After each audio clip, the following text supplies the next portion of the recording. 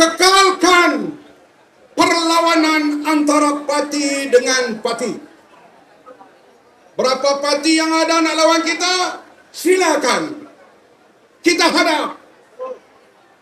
Sama ada kita menang atau mereka kalah, itu tak menjadi persoalan. Kita menang pun tak apa, mereka kalah pun tak apa. Tetapi mesti parti lawan parti. Jangan siapa muncul yang kami tak boleh berlawan. Jangan ubah peta politik Malaysia. Jangan ubah cara demokrasi dan perlembagaan Malaysia. Biarlah parti-parti politik bergelut untuk memerintah atau jadi pembangkang.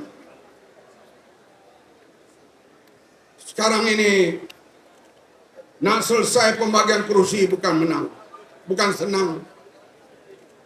Parti ini kata kami kalau di sini mudah menang. Kalau parti kamu bertanding payah. Kami pula kata kami lebih mudah menang daripada kamu. Akhirnya dalam perundingan akhirnya selesai. Pada hari ini semua 56 orang calon Pakatan Harapan.